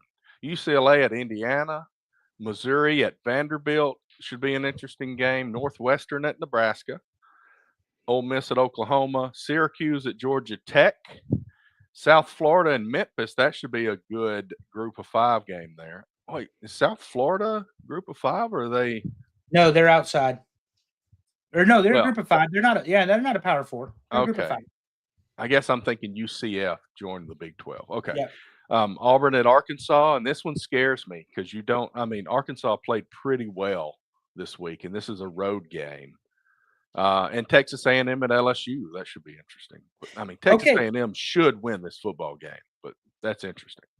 First of all, Coach Keith, who's your football team? No meant to insult you. You just seem to know a lot about Penn State. Secondly, let's talk about Texas A&M and LSU. They're going into Tiger Stadium. It's probably going to be at night because that's what LSU does. Right. And it's going to be 21 points Aggies. Give me 3 touchdowns, Terry, for Elko and company, taking down Brian Kelly, who's going to get fired either this year or next year. I'm excited about this. I don't know that it's going to be 3 scores. I think LSU is still pretty good. I think they're still a top 25 team. They were flirting with the top 10, which they are not. So I think 10 points. Texas A&M by 10. I tell you, this might be an opportunity, and we might hear in a few days that that Auburn changes their quarterback. I don't necessarily think that's the right move, but the way things were handled in the press conference without Jackson Arnold sitting there by him makes me kind of wonder if they're about to do that. The question is, do they bring the freshman in that's a 5-star? Or do they bring the guy that started for Stanford last year that's really – I mean, he started for Stanford, so that's not really saying. Auburn has nothing to lose in terms of postseason. No offense to your Auburn Tigers. No, exactly. Auburn has everything to lose in terms of recruiting in the SEC, which is a place you cannot lose ground. So you still have to win football games. We talk about it on the show all the time. Your best recruiting tool is still winning because despite how much money you're going to get paid, people still want to win. Nobody wants to get paid $1 million to be 1-11. I don't care what anybody says. If they can get paid $1 million to be 1-11, they can get paid something to be 9-3 or 10-2, let alone something better than that. So, I'm taking Auburn over Arkansas because of the defense, unless there's a quarterback change. Right. But I really do believe that Auburn has a top 5 or 10 defense in the country. They do. Particularly that front 7. Yeah. So if they can get the Arkansas quarterback out of rhythm and off his spot, Auburn has a chance. Do not pull Jackson Arnold if you intend to win this football game. I'm agreeing. I think there's a lot of things that are wrong, and I think Jackson Arnold isn't perfect. He's not living up to his 5-star ranking coming out of high school. But he also played well enough to win that football game this weekend. So I don't think now's the time to do it. But I've seen him do stupid things before, and that may be what's about to happen. So who's your team coach, Keith, in college? I see why you know Penn State, but tell me who your team is. Okay, South Florida and Memphis. Memphis is probably going to bounce back, but USF is a very good football team, Terry. They score a lot of points. Yeah. I would take Memphis by a touchdown because it's in Memphis and it's after they were just, beaten by UAB. I'm going South Florida by a touchdown. Okay. We disagree. Syracuse at Georgia Tech, not a chance in the world. The Ramblin' Wreck wins again. This is probably a 2 or 3 score game. As good as Fran Brown is as the head coach at Syracuse, he's done a lot of good things. Without a quarterback, it doesn't matter. Georgia Tech should win this in a runaway. And literally a runaway because they play a lot of run game and physical defense. Right. I got Ole Miss at Oklahoma, laying by 14 points here. I don't respect Oklahoma very much at all. I think Ole Miss is a better football team, even on the road. 14 points. This is a bounce-back game. This is a statement game. This is a very important game. Oklahoma's going to test them with the defense that they have. But I don't believe a quarterback coming off of a surgery 2 weeks ago can be at 100% in Mateer. And I also believe that Ole Miss probably has one of the better offensive lines that Oklahoma has seen this year. That offensive line of Ole Miss impresses me. And it's because they play with physicality and intensity, and they give their running game time to breathe, which then allows Lane to do what he does. And that's right up the plays and get the big pass. So I'm also taking Ole Miss. I think Ole Miss wins this one by 17. And I understand that it's in Norman, and I understand Boomer Sooner. I get it. I am not of the opinion, though, that Ole Miss should have lost against Georgia. And I don't think they believe they should have lost either. They pissed away too many opportunities in that fourth quarter. Taking Northwestern and Nebraska. Northwestern's opening up a 7.5-point underdog. This is Nebraska's chance for the second week in a row to become bowl eligible, to get to victory number 6. It's at home. I'm taking the Huskers by 17, bouncing back. Now, the biggest thing they got to do is get the ball out of Dylan Raiola's hand. Here's a thought. Run the thing. Run the ball. Run the ball. Imagine that, yeah. Run the ball. But I'm taking my Huskers. In fact, I'll take the Huskers. I'll take the Huskers by 20 because it's in Lincoln. I'll go at least 10, maybe 13, something like that, yeah. Missouri at Vanderbilt. Vanderbilt, ladies and gentlemen, has entered the top 10. Put some respect on Vanderbilt's name. This team is much better than anybody, you and me included, Terry, could have ever expected. Vanderbilt's the real deal. Vandy by a field goal at home against Missouri. After watching this Auburn-Missouri game this weekend, I know that Missouri went into Jordan-Hare and won, but that's not nearly as hard as it used to be. I heard a stat today. There are 3 coaches in the history of Auburn football that have a losing record at home, and Hugh Freeze is one of them. Brian Harsin is one of them, and some guy from like 1930 or something. I don't think Missouri's all that great compared to Vanderbilt. I think Vanderbilt wins this by double digits. Yeah, so that's a big number too, Terry. But here's the thing, and we have a couple coaches in this chat tonight, so they can appreciate this as well. When you win, you gain confidence. We've said this about Ohio State's Julian Sayin, a young redshirt freshman quarterback who is backed by 2 things: the best receiving group in the country, that helps. Let's face it. But the number 1 defense in the country is backing him up. Mm-hmm. When you have that sort of play, then you can do what he did against Wisconsin, and score 34 points and just play ball. It's very easy to play ball when you win, and when you know that if you make a mistake, you've got the number 1 defense in the country. Like I said, it also doesn't hurt that he's got 3 guys that are going to go to the NFL that he throws the ball to every Saturday. Right. So, not a bad situation to be in. Let's wrap it up with Cigarette Signetti. Kurt. Basically, the question is pick the number, right? Yeah. So UCLA has what's his face? The former coach's kid. Right. What was it? The blonde hair? The guy that got in trouble for the basketball. Yeah, he looks like Joffrey. Oh God. Game of Thrones. Anyway, he looks like Joffrey from Game of Thrones. He's the new offensive coordinator at UCLA. It's not going to matter. This is in Bloomington, which is becoming a place to. Indiana's defense is tough.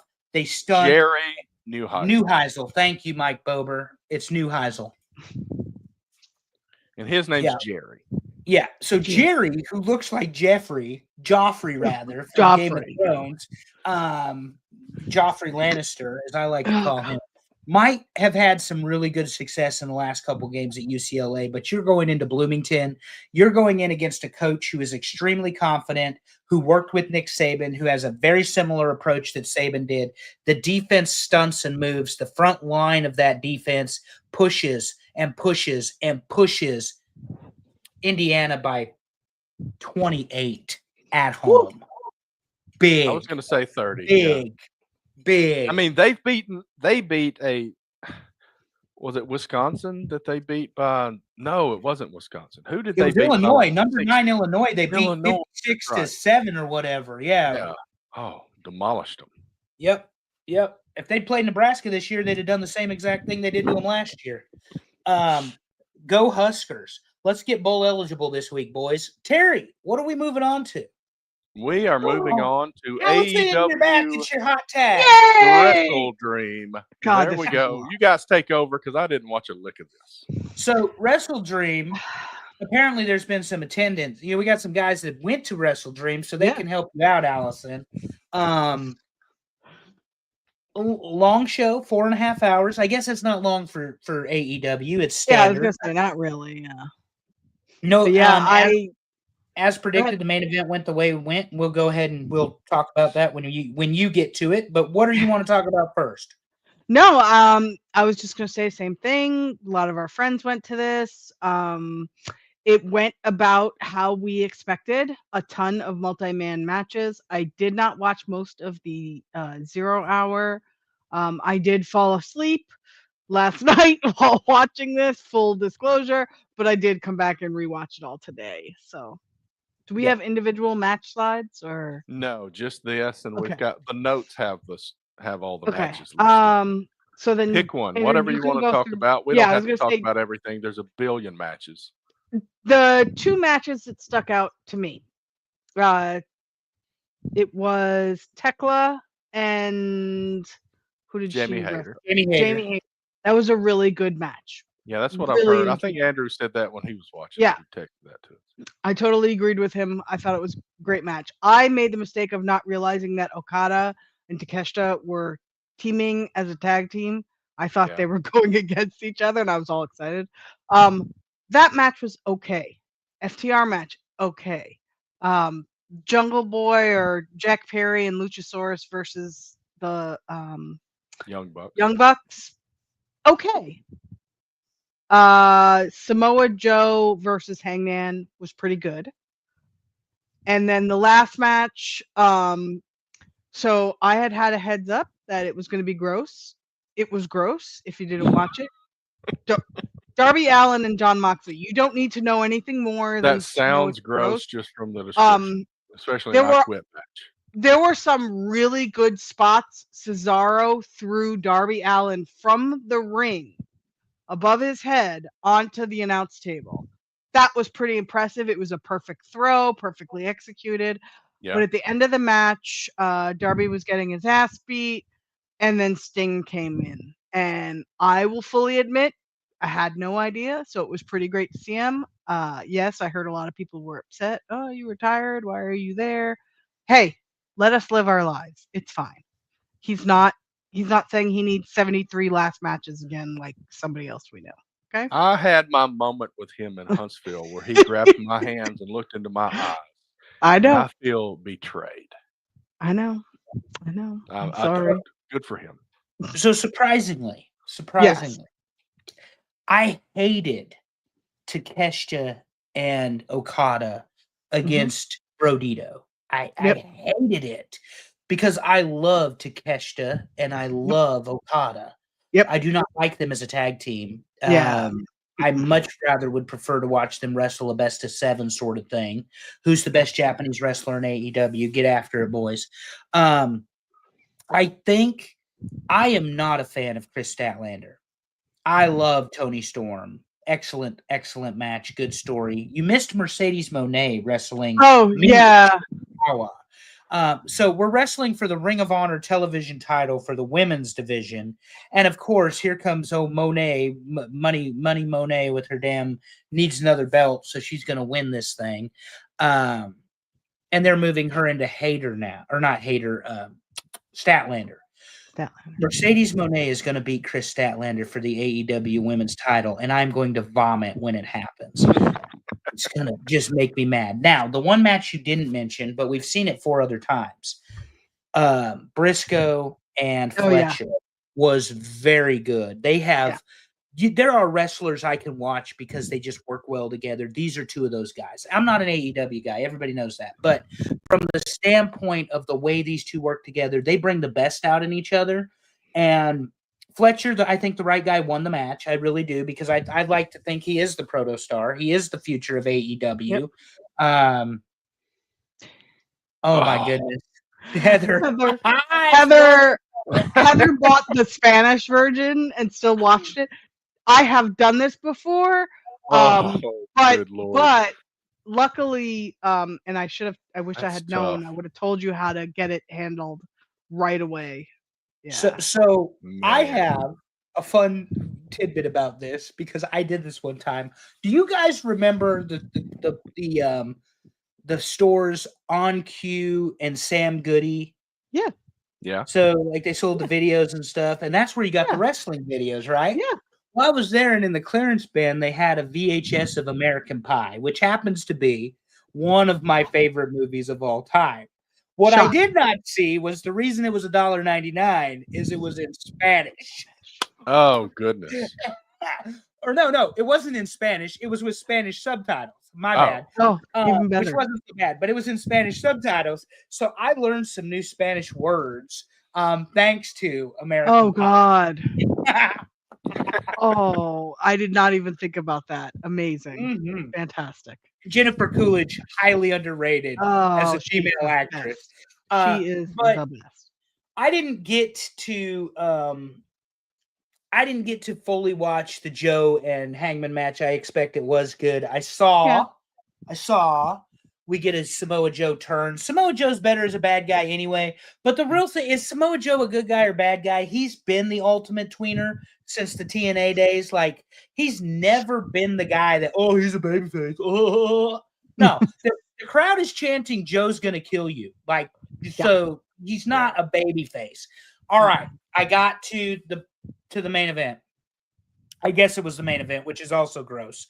You put this on last, but you had to put this on last because you tried to waterboard Darby Allin. So a couple things on this. Number one, as I've mentioned the last couple weeks in a row, Darby Allin is definitely Kenny from South Park, AEW's version. And you bastards, you killed him. Number two, attempted murder is not professional wrestling. I just want you all to know, attempted murder, not professional wrestling. So when they start putting Darby in the aquarium or whatever that was, trying to drown him, and they got the taser out and all this other stuff, like, think about this psychologically. We're all wrestling fans. A taser does what? It paralyzes or, subdues you. Right. How are you supposed to say I quit if you're unconscious? That's what a taser will do. Like, psychologically, it doesn't even make sense. Oh, we're gonna break out the skewers and we're gonna put them in his fingernail. Stop talking about it. Like, gross. Like, what's wrong with you? And then, of course, 38 seconds into the match, we're bleeding because this is Moxley and Darby. Yes.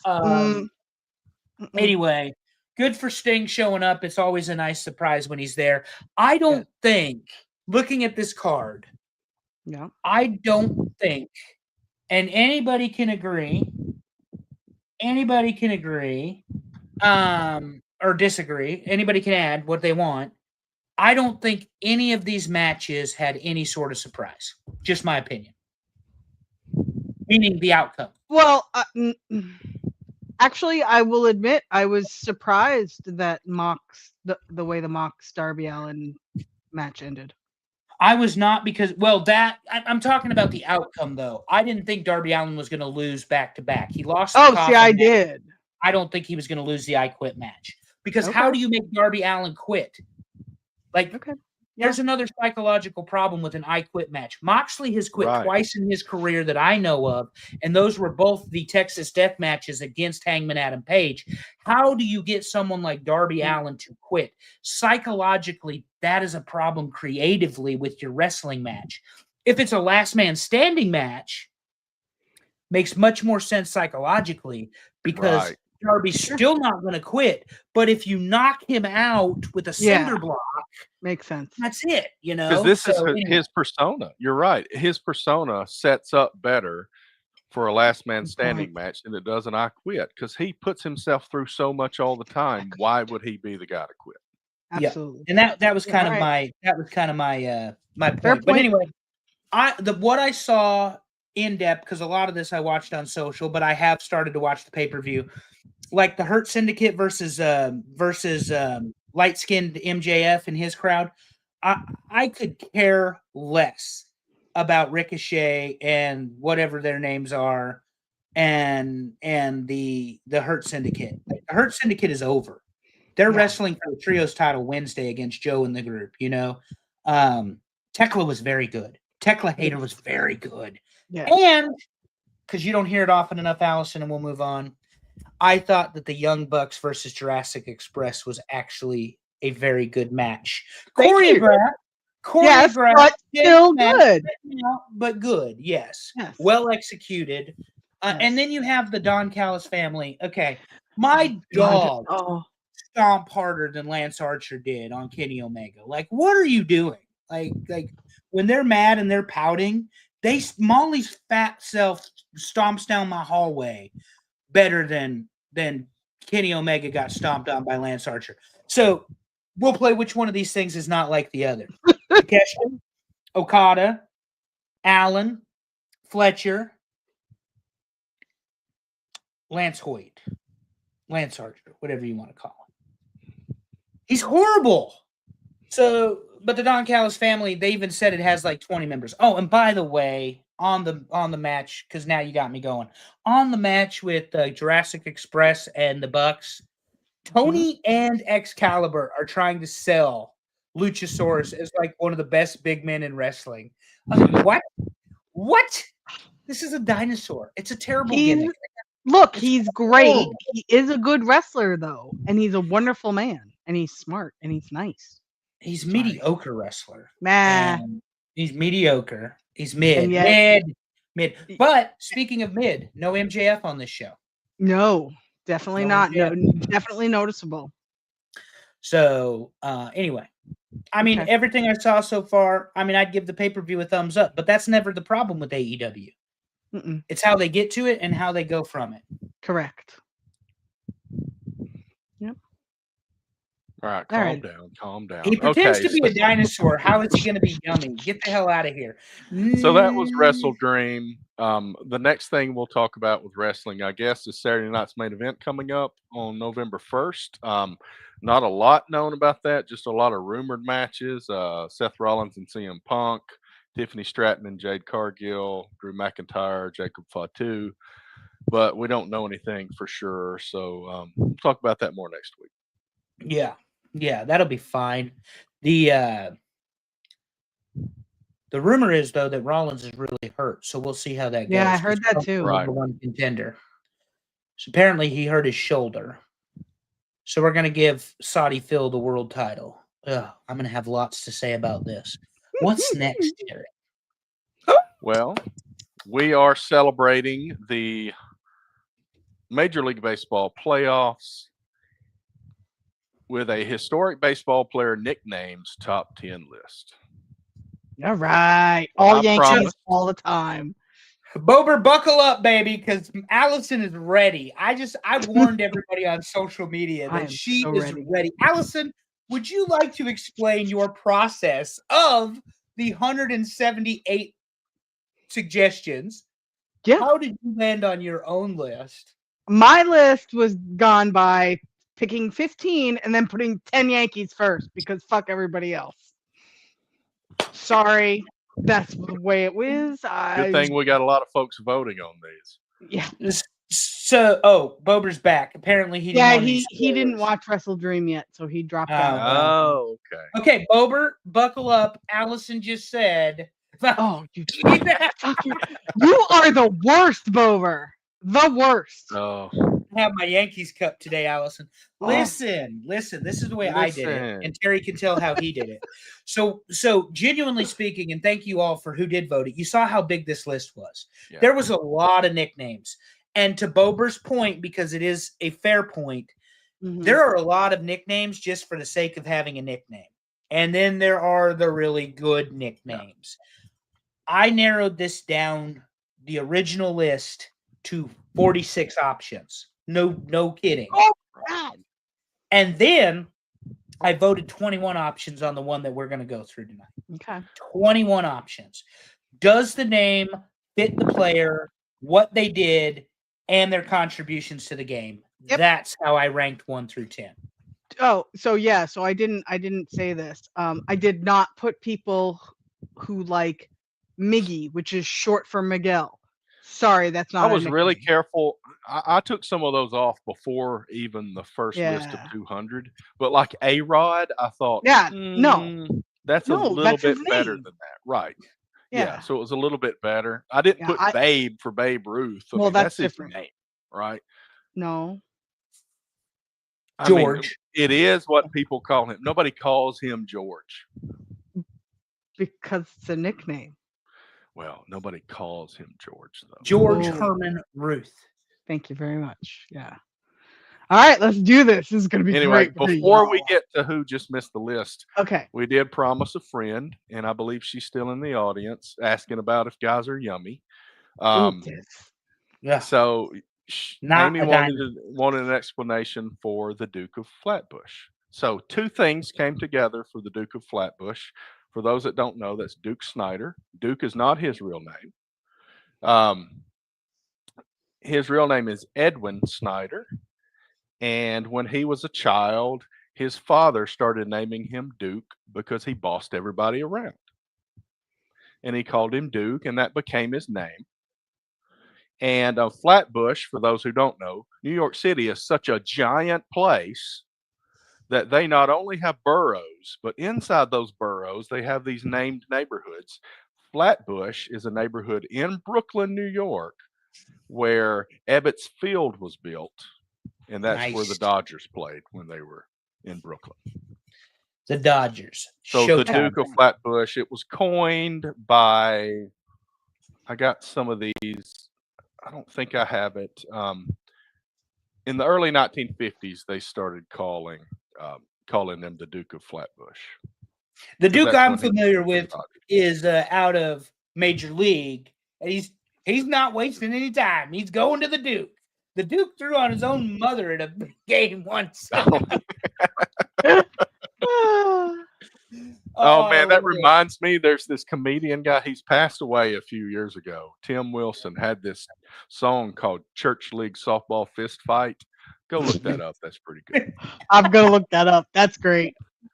Oh, just the title, and I could believe it. I was at Walmart today after church. Y'all know how that goes. Slow walkers. People don't know how to put carts back correctly, but that has nothing to do with baseball nicknames. No, Terry, what did not make the list?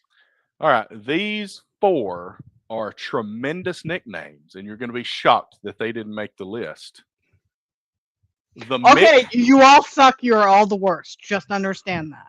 The Mick for Mickey Mantle, the Professor for Greg Maddux, the Say Hey Kid for Willie Mays, and the Yankee Clipper, Joe DiMaggio. How? So there's some good ones above here.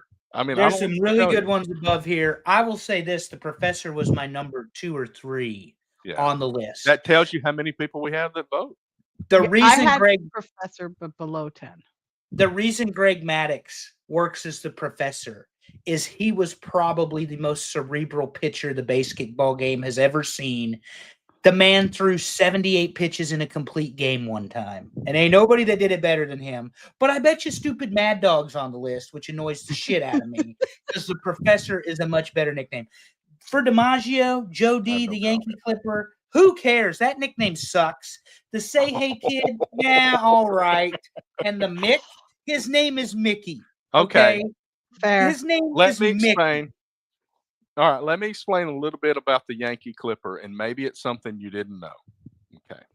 So the origin of the nickname was DiMaggio's graceful style and his famous, and by a famous, hold on. Let me read before I start spouting stuff out. So there was a 19th century ship called a clipper, and it moved gracefully, and it was very fast. And Joe DiMaggio moved gracefully and was very fast. And they said that he moved like a clipper ship, and he was the Yankee Clipper because he of had that. to. He scored Marilyn Monroe.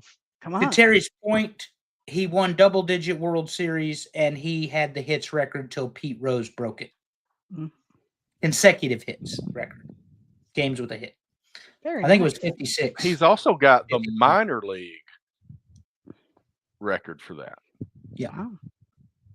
Yeah, Joe DiMaggio won, I believe, 10 World Series with the Yankees. So he was around a long time. And he went to the war. He went to World War II. Right. A lot of these guys disrupted all of baseball.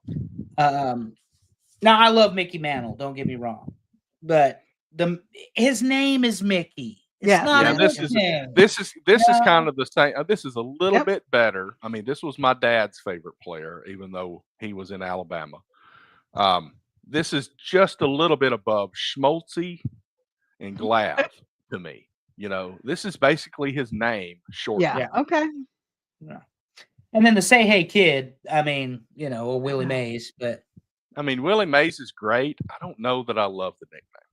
No, I don't think that's why I didn't vote it, because Willie Mays is a phenomenal baseball player, but you could have come up with a better nickname. Right. All right, let's go to the top 10. Number 10, Sandman Mariano Rivera. What? Oh my God. Well, so I knew this was coming up early, Oh. and I knew Andrew expected it to be the closer of the list. Number 1 with a bullet, the Sandman, the greatest closer in the history of baseball. Over 600 saves, unanimously voted to the Baseball Hall of Fame. Comes out to Metallica's Enter Sandman. There is not a better story told between his nickname, his song, his entrance, and his aura. You are all incorrect. All of you. Yeah, what Andrew said. I mean, there's nobody more iconic with his nickname. I have to agree with the song, with everything. Makes no sense that it's this low, but okay. And the greatest closer in the history of baseball. All time. Yeah. Baseball doesn't have those anymore. Nobody's going to ever see 600 saves in their career ever again. Bober, fight me. It is absolutely biased, but he's also don't make it so smart. I just laid a case out that you can't poke a hole in talking about Yankee bias. Get the fuck out of here. Oh, anyway, number 9, Terry, before I have a stroke. Number 9, Hammer and Hank, Henry Aaron, Hank Aaron, up until the juiced arms and baseballs, Hank Aaron was the home run leader and never hit 50 in a season. But that's what makes this a great nickname. Yeah, Hank is his nickname. Hammer and Hank. Hank is his nickname. Oh, Henry is his government name. Oh my God. We're gonna have vote. I did not vote for Hammer and Hank. I didn't either, actually. So, but I just can't hate on it. Bober even says not the best nickname. Well, we're glad we Bober's a jerk. Bober's a jerk, and we're not talking to him anymore. Considering you think that Sandman doesn't belong at number 1.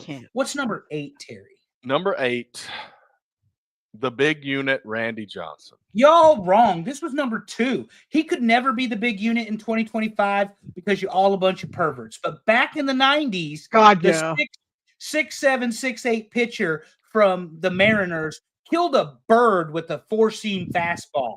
This is the guy nobody wanted to see standing on the mound. And again, you're all wrong. I don't see 6 or 7 other options after you put the Sandman in his rightful place that the big unit does not occupy. You guys are absolutely wrong. Wow, and Amy is in a mood tonight. The big unit, that's what he said. I mean, seriously. I love you, Amy, so much. Listen, just remember. So do you guys want to hear a story that may or may not be true based on the fact that I got it from ChatGPT? Yes. Okay. So Montreal Expo spring training 1988. Johnson collided with teammate Tim Rock Raines while running wind sprints, and Raines looked up from the ground, saw the skyscraper of a rookie looming over him, and said, "You're a big unit, aren't you?" And that's where the name came from. I don't know if it's true, but it's a great story, and ChatGPT told me about it. Well, and like I said, one of the best and most intimidating pitchers ever to take the mound. It was fired or traded, rather, by the Mariners to Arizona during a game and found out that way they would not extend him and sent him to Arizona, where he won the World Series with Kurt Schilling. I want to talk about it. Yeah, and who did they beat that year? A whole show about that. But then he did come to the Yankees, and I know this because after he retired, I got to buy all of the Johnson New York Yankees T-shirts for my kid in every size. So I think wasn't there a second baseman that was on the Braves named Johnson that went to the Yankees? Pondwater Dave, I find that hard to believe because Efren doesn't know what a big unit is, and he's a Dodgers fan. So his favorite has got to be some Japanese guy, last name Otani at this point, because he's a fair weather fan who only mentions his fandom when Number 7, the kid Ken Griffey Jr.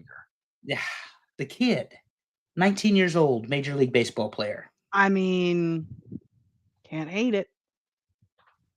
Best swing in baseball, an appropriate nickname, over 650 home runs, and a very long career with the Mariners and the Reds. Well, one of the big reasons he was called the kid is because he was his dad. father's teammate at one Yep. point, and they hit back-to-back home runs, which is unbelievable. Yeah, and Senior played for the Yankees, of course, and And Ken Griffey Jr. famously said he would never play for the Yankees. Right. And apparently Vlad Guerrero's son says the same thing, right? It says, let's go back to the Lord. Oh, I love her so much. She's just trying to keep the peace. She's afraid I'm a little unruly tonight. But the kid is a fantastic and appropriate nickname for the man who had the prettiest swing in baseball. Also, fun fact for those of you who may not know this, my favorite baseball player of all time, Ken Griffey Jr. Because if you were going to play MLB The Show in 2025 and you were going to create a baseball player, this is who you create. Yep. He could run, he could throw, he could defend, and of course he could hit. Agreed. All right. The perfect baseball player. Oh, and by the way, never used steroids, still hit 650 plus home runs. Bober, I don't know that you're going to like the next one. Number 6, the captain, Derek Jeter. Number 6. This is killing me. Because it's really not a creative nickname, you know? I mean, that's part of it. But it was, as a Yankee fan, as a longtime Yankee fan, when you say the captain to me, this is who I think of. I don't think of Judge. I don't think of anybody else. It is Derek Jeter. Yeah, so the captain made like the top 10 for me, but I don't think I ranked him this high because there are better nicknames. But to Allison's point, there ain't but one person anybody thinks of, and it's lovers and haters of Derek Jeter, former girlfriends and everything call him the captain, but 5 World Series championships. Yeah. As the captain of the baseball team. So, 4 of the 5, I guess. But anyway, Derek Jeter, undeniably a good nickname. Yeah. Agreed. All right. Number 5, the Big Hurt, Frank Thomas. That's a good one. Yeah, you can't deny that. This is such a good nickname. And I had to look up the origin of this one because I was like, tell me he got it at Auburn, but he did not. So those that don't know, he was a tight end for Auburn's football team, but that didn't last long because he was way better at baseball. This came from anybody that's listened or watched the White Sox broadcast on WGN at any point in their life knows that they got this announcer that is just crazy. What is his name? Let's see. I've got it written down here. The announcer, his name is Hawk Harrelson. And he is the one that called him the Big Hurt. Oh, good Lord. We might have to ban Amy. I'm not laughing at you, Terry. I'm laughing at Amy. Yeah. She's on fire. The Big Hurt after the big unit. Yep. And yes, Devin, she'll thank you too. That's all I'm gonna say. Eugenics commercials keeping Frank Thomas popular. Yeah. Well, I'm gonna tell you what. When you were a kid watching him play ball, talk about a power hitter. You know, all it took was, they always say all it takes is one swing, but when he came to the plate, it was just a foregone conclusion that he could change the game. So, and a really good baseball player, honestly. Well, and he also was a guy that was hitting 320, 330 every year back then when you didn't really have a guy with a lot of power hitting that much. Whew. Anyway, number 4. Keep going, because if I keep reading Amy's comments, I'm going to lose it. Charlie Hustle. Oh, that's a good one. Rose. Yep. And it's obvious. This picture describes why he's called Charlie Hustle. Yep. Yeah. I mean, he didn't look like the most athletic guy on the field, but I will say this about Pete Rose, aside from the gambling and every other thing he's been accused of after his death, you won't going to find somebody more competitive in his era of baseball. And somebody, Charlie Hustle, effort is the word I always think of Pete Rose with. Mm-hmm. I mentioned it when he broke DiMaggio's record for most games with a hit, consecutive games with a hit. It was Pete Rose that did it. Pete Rose is the hits leader in MLB in 2025. It's still Pete Rose. It's not anybody else. So they may never put him in the Hall of Fame, but he had a Hall of Fame career. And he's got a great nickname. And he that nickname he earned. Yep. Well, a little bit of a correction. DiMaggio still has the MLB at 56. Pete Rose has the National League at 44. Or 40. Okay. Yeah. But here's a story from ChatGPT. And like I said, it comes with a disclaimer because ChatGPT gives you an answer, whether it's correct or not. The story is that during spring training, the first time these guys had seen Pete Rose, it's like in the 60s or something. And he's just busting his ass way more than anybody else. Whitey Ford turns to Mickey Mantle and says, "Look at old Charlie Hustle over there." And that's where the name came from. All right. Number three, Big Papi, David Ortiz. We have Boston fans taking this list or something. Okay. Even I will say this is good and I can't believe I'm going to say this. Probably deserving to be on this list because you don't say David Ortiz. You say Big Papi. That is true, but it's not better than Sandman. No, God, no. Yeah, it's not better than Sandman. But yeah, Big Papi was fun to watch. It was fun to watch Yankees in Boston back then. It's fun to watch him and A-Rod on agree podcast. That's hilarious. Yeah, and Jeter, yeah. And Jeter gets involved too. Jeter kind of plays referee between the two of them, which makes it even better. But they have fun together, which is amazing to watch. And I've always had a soft spot for Big Papi. He's a big philanthropist. He sends a lot of money home, and does a lot for a lot of people. So can't hate on the man. But yeah, Amy, I know you voted for Big Papi because yeah. Good Lord, we're gonna uninvite Amy. Anyway, get that woman some water and a fan. What's number two? Number two, the Great Bambino, Babe Ruth. It should be one, but okay. One should also be Babe Ruth. I'm just going to say that right now. I mean, the Great Bambino. I had 1 and 2. I'm not joking. I had this one and Sultan of SWAT. 1 and 2. Yeah, I mean, because there's nothing better. I'm sorry. Go. I can't say anything. Oh my God. Oh wait, no, wrong one. Where is it? Dad said, "What's a Big Papi?" Babe should be number 1 for George Herman Ruth. Yeah, agree. Yeah. No, if we included Babe, there would be so many other names that we would have to include, and the list was already 200 long. That is very true. The Great Bambino is a good nickname. I don't know where he got it from. I don't know what a Bambino is, but I know that he hit 714 home runs. Bambino career. Is a babe in Italian. Oh, okay. Is that what it is? Yeah, it's a baby. Bambino, baby. Okay. Yeah. Well, definitely like the bat. Yeah, that's true. Babe Ruth's bat wasn't necessarily a bat that we think of today, but more like a piece of lumber.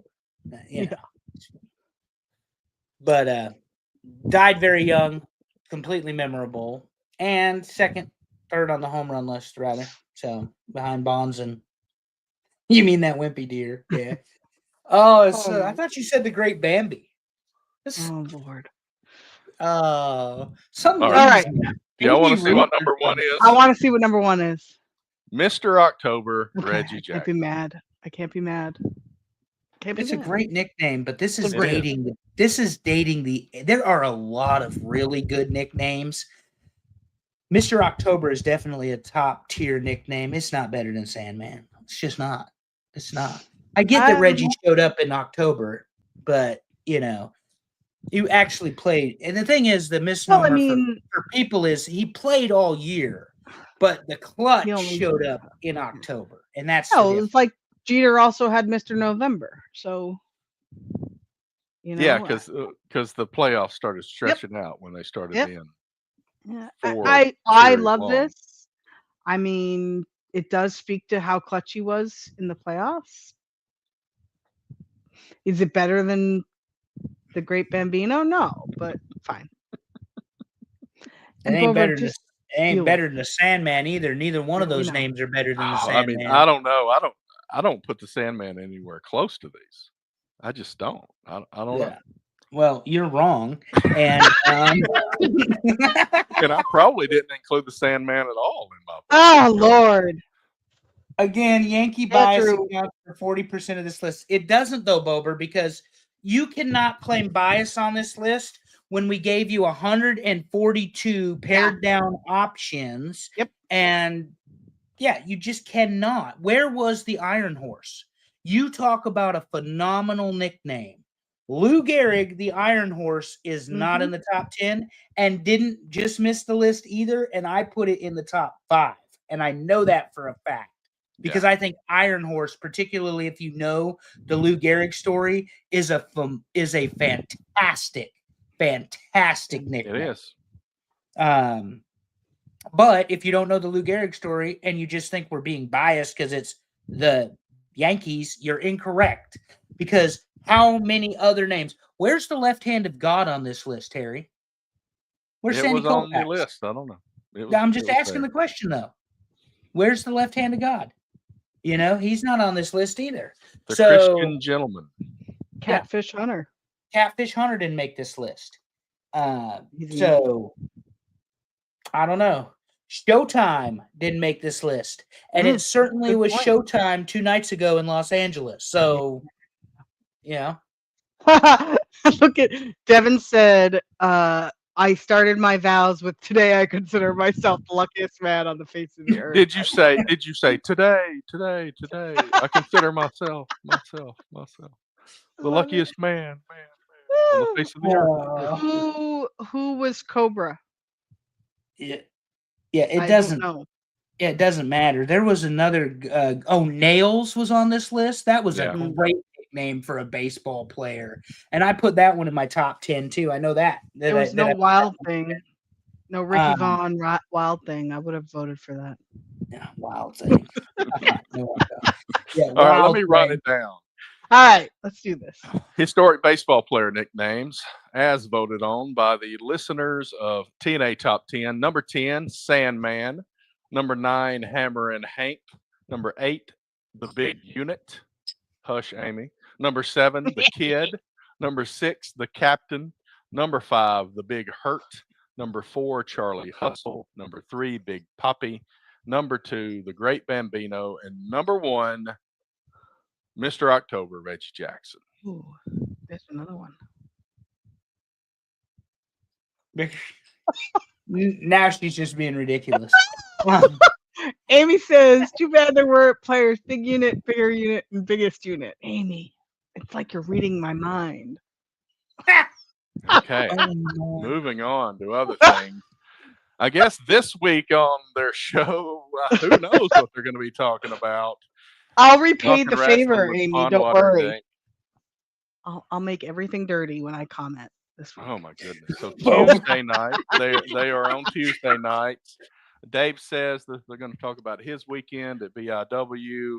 And a couple of questions: does AEW go too far?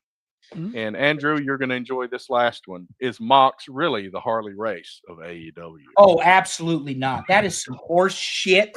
I mean, he might smoke cigarettes, but that's where the comparison starts and ends. I am on Dave's side on this. I sent him this thing. Tony Khan made the comparison. John Moxley is our Harley Race or whatever. No, he's not. Absolutely not. You don't know what tough is until you met Harley Race. And Harley Race also did this thing called professional wrestling. I don't know that John Moxley has any idea what professional wrestling is because I said earlier, and I told Dave he's free to use this as well. attempted murder is not professional wrestling. Mm-hmm. But if you're into professional wrestling, you should go to Big Time Belts and you should check them out and see about getting yourself a belt, because you can do that for fantasy, graduations, kid got on the honor roll, a participation trophy for New York Yankees fans since they're sitting at home today. You can do any of that with Big Time Belts. And I might give Bober a belt for being the whiniest fan of the TNA Top 10 show, particularly after this episode with the Yankees talk. But Big Time Belts does a fantastic job. Dave never gets it right, but it is high quality and low prices. They're not going to scorch your budget or bury you there at checkout. And they do a fantastic job with what looks realistic. Again, check them out. Big Time Belts. That's the place to go. And they are a friend here, Terry, of the Markout Moments channel. Correct. They are. And we will be back next week on Sunday. And I have no clue what our top 10 list is going to be because we have not figured that out yet. Because we are yet again not ahead. Yeah, well, I mean, I think people have come to expect a certain way we do things around here. That's right. And planning publicly is not one of them. Now, we may read the private chat on this show, but we do not plan in advance of things. That'll never happen. No, not as long as I'm around. Nope. We have standards to uphold. And amen. You know, that's it. So we'll think about it. We'll get to you soon with a poll. Oh my God. Amy's idea. Let's wrap it up, guys. Great show. Thanks everybody for showing up. Too many people to name in the chat tonight. Thank you so much for joining us. And as always, love your people. Tell them you love them. Make it weird. See you next time, everybody.